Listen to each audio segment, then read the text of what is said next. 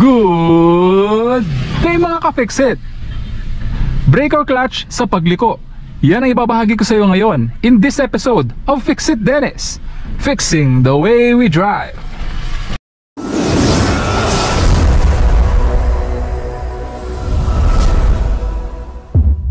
Okay mga ka-Fixit, so magmamaneho tayo ngayon dito mula sa Sierra Nevada pauwi sa aming tinitirahan sa Camila Lisandra. So dadaan tayo ngayon sa maraming paliko dito sa mga iskinita dito sa kalsada nito mga ka-Fixit. So ibabahagi ko sa iyo itong actual driving scenario. Ano nga ba ang dapat mauna, no? Brake or clutch pedal kapag ikaw ay lumiliko. Okay, so marami po kasi akong nare-receive na katanungan tungkol sa particular topic na yan, kaya naisip kong gawin itong video na ito. Okay, so tapakan na natin yung aking brake pedal. Ako ay naka-seatbelt na din at ready na magmaneho. Okay, tapakan natin yung ating brake pedal at clutch all the way down, first gear. Disengage natin yung ating handbrake at ako ay ready to go na. Signal ako ng pakaliwa at kapag clear na sa ating door mirror, 1,000 RPM of gas, clutch to the biting point para umarangkada ang ating sasakyan at tayo ay makakapagmaneho na. Proceed na po tayo mga ka-Fixit. Tayo ay kakaliwa sa kalsada nito. So yan, naka-left signal light na tayo. At dahil kailangan kong mag-slow down, foot brake, yan, release habang lumiliko at accelerate smoothly when exiting the turn. Okay? So ipiniliwanag ko na yan in a detailed manner sa nakaraang video natin mga ka-Fixit, no? Tamang speed sa pagliko. Kung di mo pa napanood yung video na yun, maglalagay ako ng link ng video na yun sa upper right portion ng video na ito sa description below para mapanood mo. So tayo ay mag-go over the humps. Naka first gear tayo mga ka-Fixit. Yan. Meron na rin akong ginawang video tungkol dyan, neutral or first gear sa pagliko ay sa mga humps mga ka-Fixit. Kung di mo pa napanood yung video na yun, maglalagay ako ng link ng video na yun sa upper right portion ng video na ito sa description below para mapanood mo. Okay? So itong video na ito mga ka-Fixit ay para doon sa mga ka-Fixit natin dyan na nagtatanong no, ano nga ba ang dapat mauna, brake or clutch pedal sa pagliko. Okay? So dire-diretso lamang tayo. Doon banda mga ka-Fixit, maraming paliko doon mga ka-Fixit. So to cut the story short mga ka-Fixit, no, kapag liliko po tayo, kapag malapad naman ang lilikuan, no, at ang kailangan lamang natin gawin ay mag-reduce ng speed. Okay, so kagaya nga na pinapaliwanag ko kanina, kailangan mo tapakan ang iyong brake pedal. Una mo tatapakan ang iyong brake pedal kapag kailangan mo mag-slow down sa mga paliko. Pag kailangan mo lamang mag-slow down, usually nangyayari yan kung medyo malapad-lapad yung iyong lilikuan. Okay? So, minsan naman may mga pagkakataon na kapag liliko ka na mga ka-Fixit, habang lumiliko ka na, ay kailangan mo tapakan ng iyong clutch all the way down dahil ang iyong speed ay falls below 10 km/h. So palagi mo tatandaan na kapag lumiliko ka na at ang speed ng iyong sasakyan falls below 10 km/h, kailangan mo nang tapakan yung iyong clutch all the way down para hindi ka mamatayan ng makina. Okay mga ka-Fixit? So brake pedal ako to slow down the vehicle. Ito pa, kailangan mo tapakan yung iyong clutch all the way down para makapag-change gear ka to a lower gear kapag ikaw ay grabe yun darating sa isang curve or sa isang paliko. Okay mga ka-Fixit? Ayan, second gear and third gear. Okay, so medyo masikip yung mga likuan dito mga ka-Fixit, no? Ayan, liliko tayo dito pa kaliwa. Medyo sharp turn ito mga ka-Fixit. So definitely kailangan natin babaan yung speed natin. So magka-clutch all the way down ako at second gear. Then tatapakan ko pa yung aking brake pedal kung kinakailangan. Pero dahil slow na yung speed natin at kaya ko na itong turn na to at this speed, hindi ko na kailangan mag-brake pedal. Mga ka-Fixit, so sharp turn na naman ito mga ka-Fixit. So magbe-brake ako, second gear tayo. Brake pedal ang tatapakan ko to slow down the vehicle, anticipate the turn and turn the vehicle around. Yan mga ka-Fixit. Kailangan ko mag-clutch all the way down to change down na gear to first gear mga ka-Fixit. Iiwasan natin yung malalim na lubak na ito kagaya ng ginagawa ng tricycle na yon. Be careful lamang na walang kasalubong. Okay, second gear. Ayan mga ka-Fixit. So nangyayari lamang na kailangan mo tapakan ng iyong clutch all the way down, mauuna siya sa brake pedal kung kailangan mo mag-shift down na gear before the turn. Okay mga ka-Fixit? Nangyayari din naman paminsan may mga pagkakataon na kailangan mo tapakan ng halos sabay yung iyong brake pedal, no?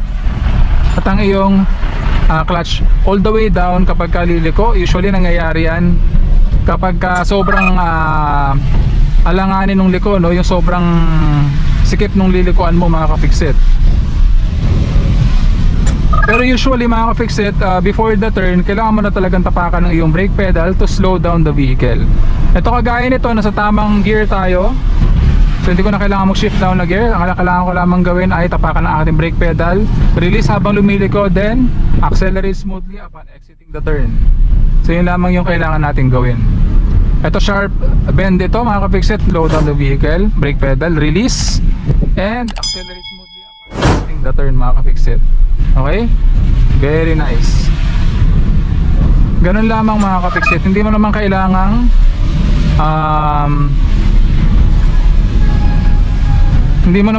mag-clutch all the way down sa pagkakataon na yon, dahil yung speed ng ating sasakyan ay tama pa para doon sa bend na yon, mga ka-fixit.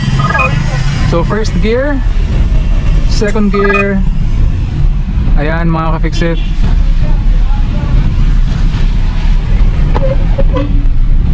Nalilito yata si kuya kung saan siya pupunta. Ayan, liliko tayo dito pakaliwa. So magsisignal na ako ng pakaliwa para alam ng mga nasa likod ng sasakyan na tayo ay kakaliwa dito sa subdivision na ito. Kailangan ko mag slow down, brake pedal, then clutch all the way down, first gear. Ayan, kita nyo, all the way down, then accelerate smoothly upon exiting the turn or the humps. Ayan. So gawin pa natin yan dito sa mga turn na ito. So brake pedal to slow down the vehicle, clutch all the way down, first gear, para makaliko tayo smoothly dito sa turn na ito. Pasensya na late yung signal natin ha. Iniisip ko kasi yung sasabihin ko. Yan ang hirap pa nagbablog habang nagmamaneho, no? So we are doing this in a very safe manner mga ka-fixit, pero may mga pagkakataon na ganon.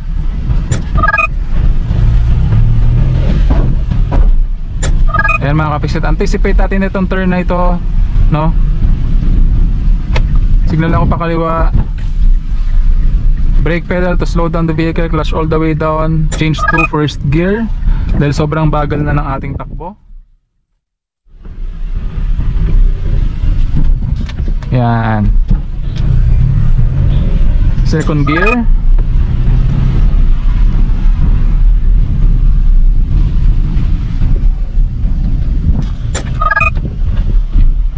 okay, dire-diretso tayo mga ka-fixit. Liliko tayo dun banda.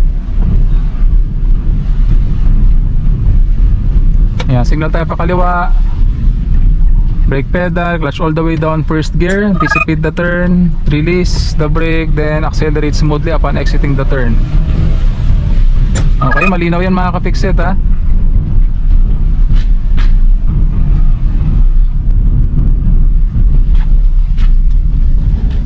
Again, return to first gear, accelerate smoothly when exiting the humps. Second gear, signal tayo pa kaliwa, brake pedal to slow down the vehicle, clutch all the way down, first gear again.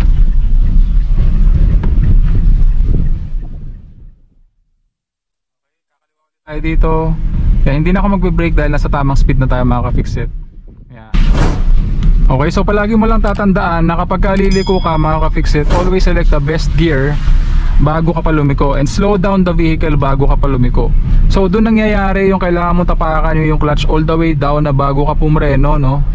Or pwede rin naman na slow down the vehicle, no? Then select the best gear before the turn. So nangyayari din po, actually depende sa driver. Depende kung saan ka nasanay, depende kung saan ka mas komportable. Okay mga ka-fixit. Okay, so I do hope na sana malinaw sa'yo itong video na ito, and malinaw para sa'yo kung ano ang dapat mong unahin, brake ba or clutch pedal before the turn mga ka-fixit. So actually depende po talaga yan sa turn na iyong dadaanan. So lahat po yan ay nakadepende dyan, kasi magbabari po ang speed ng iyong vehicle doon sa turn na iyong dadaanan mga ka-fixit. Kagaya nga nung sinabi ko doon sa nakaraang video natin, no? na the wider the turn, the higher the speed, the tighter the turn, the lower the speed. So it may vary po talaga mga ka-fixit. And yung speed po na yan, hindi ko po masasabi sa inyo ano ba talaga yung eksaktong speed para doon sa particular na liko na yun, no? Kasi minsan nagdedepende rin po yan sa driver. Kung kaya niyang kunin ng mas mabilis na speed yung liko na yun, no? Kaya niya. Kung medyo bago-baguhan pa, syempre medyo mabagal pa sa mga paliko na yon. And syempre pagdating naman sa mga racing, sa mga karera, dahil mabibilis ang takbo ng mga sasakyan doon, and specifically designed yung kanilang sasakyan para doon sa racetrack na yon, kaya nilang kunin yung mga liko na yon ng mas mabilis. Okay mga ka-fixit, actually depende rin po yan sa sasakyan. Minsan kahit na pareho yung driver, kung yung sasakyan na yon hindi kaya yung liko na yon ng ganon kabilis, no, mararamdaman mo yan sa sasakyan. Pero merong mga sasakyan na kahit na mabilis yung takbo dun sa particular na liko na yun, kahit medyo tight pa yan, hindi ka magkakaproblema or hindi magiging delikado para sa'yo. Okay mga ka-fixit? So be safe lang palagi when driving. So kung ano lang yung kaya mong i-handle na speed, kung ano yung kayang i-handle nung sasakyan mo na speed, and komportable ka at komportable ang iyong sasakyan, dun ka mag-stick mga ka-fixit. Always, it's better to be safe than sorry mga ka-fixit. Okay?